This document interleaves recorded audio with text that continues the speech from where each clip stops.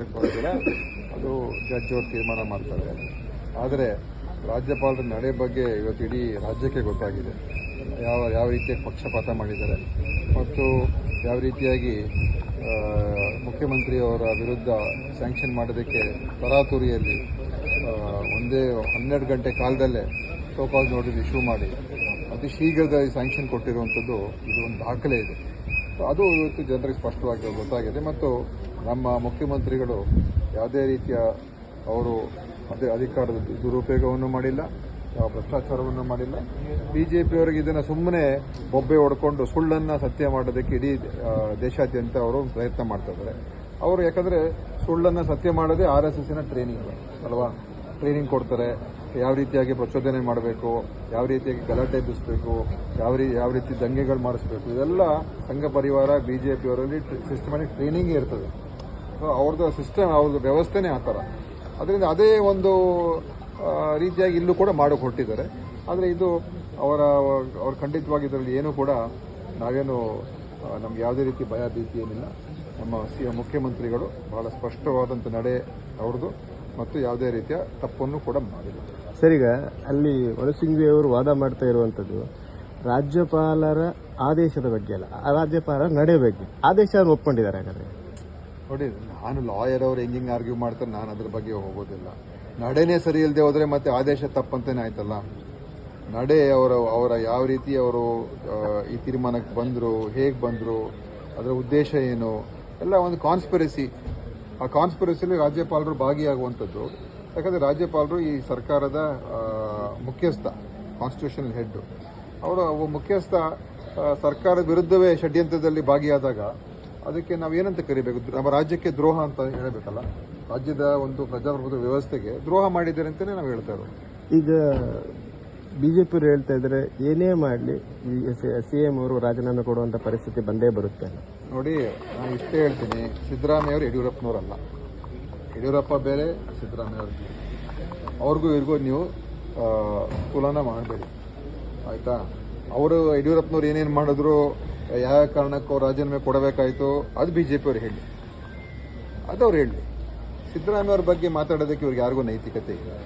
ಮತ್ತೆ ಈಗ ಅದು ಮಾತ್ರ ಅಲ್ಲ, ಈ ಜಿಂದಾಲ್ ಇಶ್ಯೂ ಒಂದು ಬರ್ತಾ ಇದೆ, ಆ ಭೂಮಿ ಕೊಟ್ಟು ಮತ್ತೆ ಖರ್ಗೆ ಅವರಿಗೆ ಕೊಟ್ಟಿರುವಂತದ್ದು. ಜಿಂದಾಲ್ ಇಶ್ಯೂ ಏನಿದೆ ನನಗಂತೂ ಅರ್ಥ ಆಗಲ್ಲಪ್ಪ. ಎಲ್ಲ ಅವ್ರ ಕ್ಯಾಬಿನೆಟ್ ಅಲ್ಲಿ ಅಪ್ರೂವ್ ಆಗಿದೆ, ಹಿಂದಿನ ಕ್ಯಾಬಿನೆಟ್ ಅಲ್ಲಿ ಅಪ್ರೂವ್ ಆಗಿದೆ, ಬೊಮ್ಮಾಯಿ ಅವ್ರ ಕ್ಯಾಬಿನೆಟ್ ಅಲ್ಲಿ ಅಪ್ರೂವ್ ಆಗಿದೆ, ಎಲ್ಲ ಕ್ಯಾಬಿನೆಟ್ ಅಲ್ಲಿ ಅಪ್ರೂವ್ ಆಗಿದೆ. ಸೊ ಸುಮ್ಮನೆ ಇವರು ಅದೇ ಹೇಳದ್ನಲ್ಲ, ಏನಾದರೂ ಒಂದು ಹುಡುಕ್ಬೇಕು, ಹೇಳಬೇಕು. ಅದಕ್ಕೆ ಇವರಿದ್ದಾಗ ಇವ್ರು ಯಾಕೆ ಅಪ್ರೂವ್ ಮಾಡಿದ್ರು? ಸೊ ಅದನ್ನ ಎತ್ತಿದ್ದು ನಿಮ್ಮ ಇವರೇ ಅಲ್ವಾ? ಯಾರೇ ಇರಲಿ, ಅದಕ್ಕೆ ಹಿಂದೆ ನಮ್ಮ ಸರ್ಕಾರ ಇದ್ದಾಗ ಕೂಡ ಇದ್ರ ಬಗ್ಗೆ ಚರ್ಚೆ ಆಗಿತ್ತು. ಆವಾಗಲೂ ಕೂಡ ನಾವು ಇದ್ರ ಬಗ್ಗೆ ನಾವು ತೀರ್ಮಾನ ತಗೊಳ್ಳಿಲ್ಲ.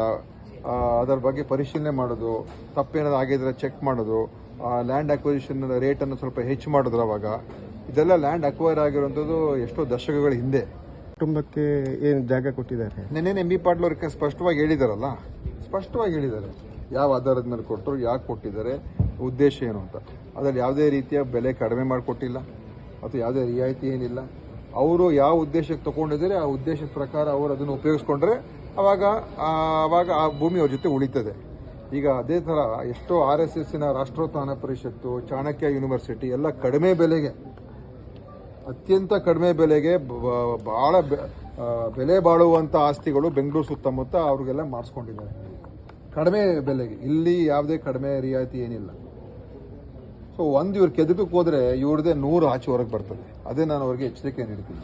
ನೀವು ಮಾಡಬಾರ್ದೆಲ್ಲ ಮಾಡಿದ್ದೀರ. ನಿಮ್ಮ ಮುರುಗೇಶ್ ನಿರಾಣಿಯವರು, ಯಡಿಯೂರಪ್ಪನವರು ಟ್ರಸ್ಟ್ಗೇನೆ ಜಿಂದಾಲಿಂದ ದುಡ್ಡು ತೊಗೊಳ್ಳಿಲ್ವಾ? ಯಡಿಯೂರಪ್ಪನವ್ರ ಟ್ರಸ್ಟ್ಗೆ ಮುಖ್ಯಮಂತ್ರಿಯಾಗಿ ಜಿಂದಾಲಿಂದ ಹಣ ತಗೊಂಡ್ರು ಚೆಕ್ ಮುಖಾಂತರ.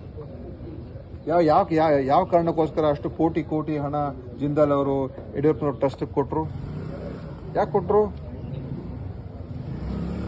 ಇದೇ ಜಿಂದಾಲ್ ಬಗ್ಗೆ ಮಾತಾಡ್ತಾರಲ್ಲ, ಅವಾಗ ಎಷ್ಟು ಕೋಟಿ ಬಂತು ನನಗೆ ಗೊತ್ತು, ಜ್ಞಾಪಕ ಆಗ್ತಾರೆ. 20-30 ಕೋಟಿ ಏನೋ ತೊಗೊಂಡಿದ್ದಾರೆ, 40 ಕೋಟಿನೋ 20 ಕೋಟಿನೋ ತೊಗೊಂಡು, ಸರಿಯಾಗಿ ನಂಬರ್ ಜ್ಞಾಪಕ ಆಗ್ತಾರೆ.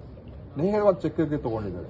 ಆಸ್ ಚೀಫ್ ಮಿನಿಸ್ಟರ್ ಅವ್ರು ಟ್ರಸ್ಟ್ ಮಾಡಿಕೊಂಡು ಒಂದು ಕಂಪನಿ, ಅದು ಇವರು ಅಲ್ಲಿ ಇನ್ನೊಂದು ಕಡೆ ಅವ್ರಿಗೆ ಅಪ್ರೂವಲ್ಸ್ ಎಲ್ಲ ಕೊಡ್ತಾ ಇದ್ರು ಮೈನಿಂಗಿಗೆ. ಸೊ ಅದು ಸ್ಪಷ್ಟವಾಗಿ ಗೊತ್ತಾಗಲ್ವಾ ಇವು ಯಾವ ಕಾರಣ ಕೊಟ್ಟಿದ್ದಾರೆ ಅಂತ. ಸೊ ಒಂದು BJP ಅವ್ರಿಗೆ ಹೇಳ್ತೀನಿ, ನೀವು ಏನು ಉಳಿಸ್ಕೊಂಡಿಲ್ಲ. ನಿಮ್ಮ ಕಾಲದಲ್ಲಿ ಎಲ್ಲ ಹಾಳು ಮಾಡಿ ಎಲ್ಲ ಕೆಟ್ಟ ಕೆಲಸಗಳು ಮಾಡಿ ಹೋಗಿದ್ದೀರ. ಈಗ ಎಲ್ಲೋ ಒಂದು ಕಡೆ ಹೇಗಾದರೂ ಮಾಡಿ ನಮ್ಮ ಸರ್ಕಾರಕ್ಕೆ ಕೆಟ್ಟ ಹೆಸರು ತರಬೇಕು ಅಂತ ಉದ್ದೇಶ ಇಟ್ಕೊಂಡು ನೀವು ಏನೇನು ಮಾಡ್ತಾ ಇದ್ದೀರಾ, ನಿಮಗೆಲ್ಲ ತಿರುಗುಬಾಣ ನಿಮಗೆ ಆಗ್ತದೆ. ನೀವೇನಾದರೂ ಭಾಳ ನೈತಿಕತೆಯಿಂದ ಹಿಡಿದು ನೀವುಗಳೇ ನಿರಾನಿಯವರು ಇಂಡಸ್ಟ್ರಿ ಲ್ಯಾಂಡ್ ತೊಗೊಂಡು ಇಂಟರ್ನ್ಯಾಷನಲ್ ಸ್ಕೂಲ್ ಮಾಡಿದ್ದಾರಪ್ಪ, ಉದ್ಯೋಗ ಇಂಡಸ್ಟ್ರಿ ಲ್ಯಾಂಡ್ ತೊಗೊಂಡು.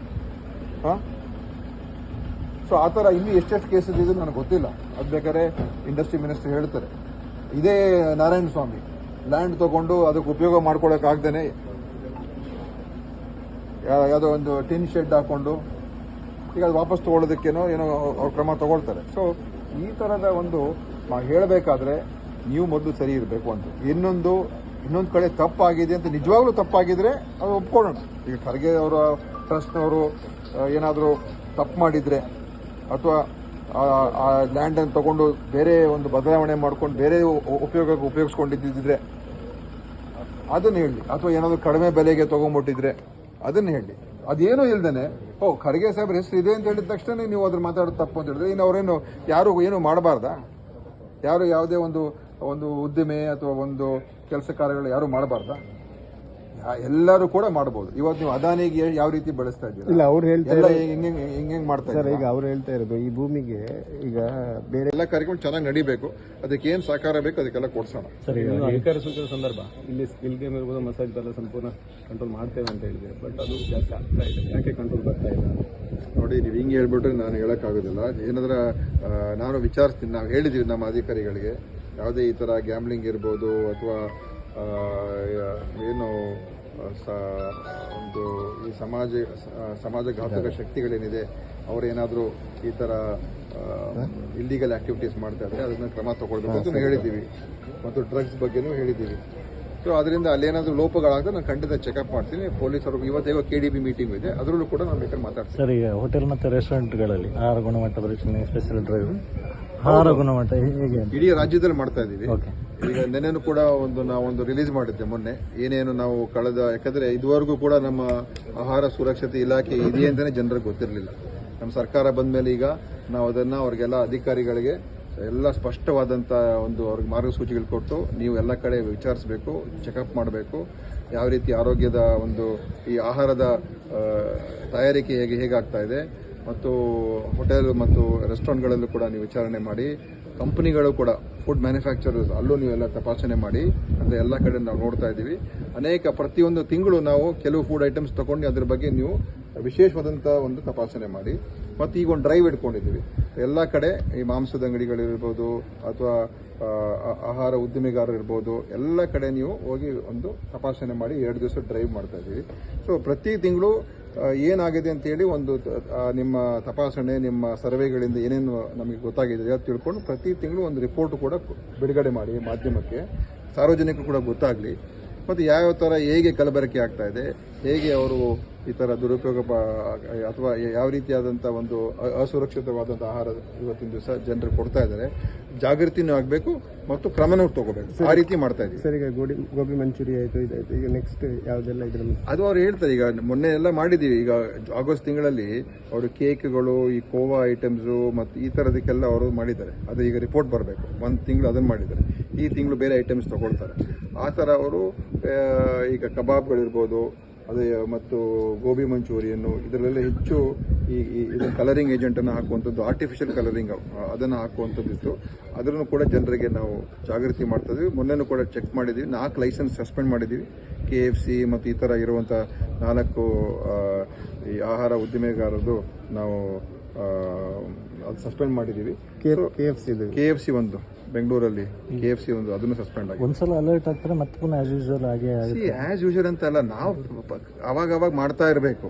ಸೊ ಜನರಲ್ಲೂ ಕೂಡ ಜಾಗೃತಿ ಬರಬೇಕು. ಮತ್ತು ಯಾರು ಆಹಾರ ತಯಾರು ಮಾಡ್ತಾರೆ ಅವ್ರಿಗೆ ಅನೇಕ ಬಾರಿ ನಾವು ಇದು ಮಾಡ್ತಾ ಇರೋದು ಸರಿನೂ ತಪ್ಪು ಅವ್ರಿಗೂ ಗೊತ್ತಿರಲ್ಲ. ಇದು ಮಾಡ್ತೀವಿ ಅಷ್ಟೇ, ಇದರಿಂದ ನಮಗೆ ಸೇಲ್ಸ್ ಚೆನ್ನಾಗುತ್ತೆ ಅಂತ ಅವ್ರು ಅನ್ಕೊಂಡ್ಬಿಟ್ಟಿರ್ತಾರೆ. ಈಗ ಅವರು ಕೂಡ ನಾವು ಮಾಹಿತಿ ಕೊಡ್ತಾ ಇದ್ದೀವಿ. ಅವ್ರನ್ನೆಲ್ಲರೂ ಕೂಡ ಸಭೆಗಳು ಮಾಡ್ತಾ ಇದ್ದೀವಿ. ಯಾರ್ಯಾರು ಈ ಆಹಾರ ತಯಾರಕರಿದ್ದಾರೆ ಅವ್ರನ್ನ ಕರೆಸಿ ನಾವು ನೋಡಪ್ಪ ಇದೆಲ್ಲ ನಾವು ಮಾಡಬಾರ್ದು, ನೀವು ಒಂದು ಕಡೆ ಜಾಗೃತಿಯನ್ನು ಮಾಡ್ತೀವಿ, ಇನ್ನೊಂದು ಕಡೆ ಕ್ರಮವನ್ನು ತಗೊಳ್ತೀವಿ. ಸೊ ಅವರಲ್ಲೂ ಕೂಡ ಇದ್ರ ಬಗ್ಗೆ ಪ್ರತಿಯೊಬ್ಬರು ಕೂಡ ಇದು ತಿಳ್ಕೋಬೇಕು ಅಂತ. ಯಾಕಂದರೆ ಆಹಾರಕ್ಕೂ ಮತ್ತು ಆರೋಗ್ಯಕ್ಕೂ ನೇರ ಸಂಬಂಧ ಇದೆ. ನಾವು ಯಾವ ರೀತಿಯ ಒಂದು ಆಹಾರ ತಗೊಳ್ತೀವಿ ಅದು ನಮ್ಮ ಹೆಲ್ತ್ ಮೇಲೆ ಪರಿಣಾಮ ಬೀರ್ತದೆ. ಅದನ್ನು ನಾವು ಹೆಚ್ಚು ಜನರಿಗೆ ತಿಳುವಳಿಕೆ ಹೇಳುವಂಥ ಕೆಲಸ ಕೂಡ ಮಾಡ್ತಾ ಇದ್ದೀವಿ.